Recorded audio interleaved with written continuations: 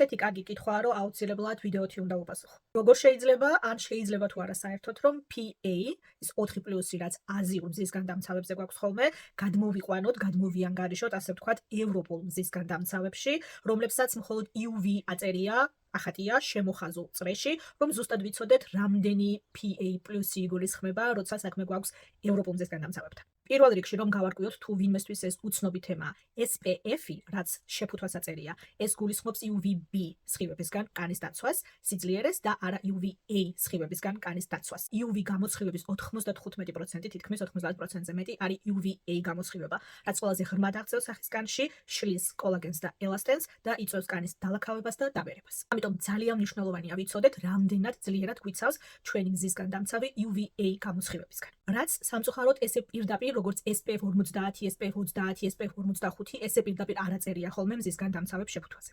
მთავარი და მნიშვნელოვანი, ისევე როგორც ევროპისთვის, ევროკავშირისთვის, ასევე აზიაში გამოანგარიშება, რამდენად გვიცავს ესა თუ ის პროდუქტი UVA სხივებისგან, ერთნაირი პრინციპით ხდება.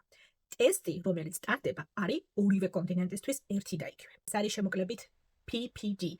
Persistent Pigment Darkening. ანუ ჩვენი კანის რეზისტენტულობა ყოველგვარი დამცავი პროდუქტის გარეშე რამდენ ხანში იცვლის კანი ფერს.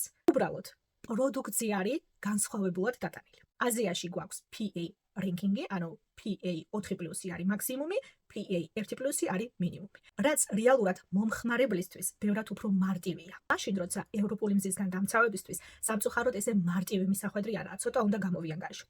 ევროკავშირში კანონმდებლობის მიხედვით ასე არის. SPF-ის, რაც შეფუთვაზე აწერია, ანუ SPF 50, SPF 20, ამ SPF-ის მინიმუმ 1/3 UVA დაცვა უნდა შემოგთავაზოს მზისგან დამცავმა, რომ ბროდ სპექტრუმ, ანუ ფართო სპექტრის სრული დაცვის SPF-ი იყოს და წარწერით გაყიდონ ბაზარზე. ანუ ყოველთვის ვანგარიშობთ SPF-ის 1/3-ს. მაგალითად, თუ გვაქვს ევროპული SPF-ი, რომელსაც აწერია SPF 50+, მისი 1/3 გამოდის 16 და 6 დაახლოებით, ანუ 16-ს ზემოთ, 16 და პლუსი, ასე წერია ზუსტად, ეს გვაძლევს PA 4+. შემდეგ თუ გამოვიანგარიშებთ იგივე პრინციპით, როცა 1/3-ს გამოვიანგარიშებთ, თუ 8-დან 16-მდე შუალედში ციფრს იღებთ, მაგალითად, SPF 30-ის 1/13 გამოდის 10, შეგვიძლია ვთქვათ, რომ საკმაოდ კარგ UVA დაცვას გვთავაზობს, მაგრამ ყველაფერი რაც 8-ის ქვემოთ არის.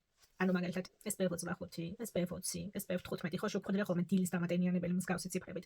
ეს უკვე არის საკმაოდ დაბალი UVA დაცვა. ნუ ესე უხეშად რომ შევადაროთ SPF 20-დან SPF 40-მდე გვაქვს დაახლოებით PA 3+, ეს ერთ-ერთში გადმოყვანა ცოტა რთულია. SPF 45-დან ზემოთ SPF 50+, PA 4+ და SPF 30-ზე ქვემოთ უკვე PA 1+, PA 2+, ანუ საკმაოდ დაბალ UVA დაცვაზე ჩავდივართ.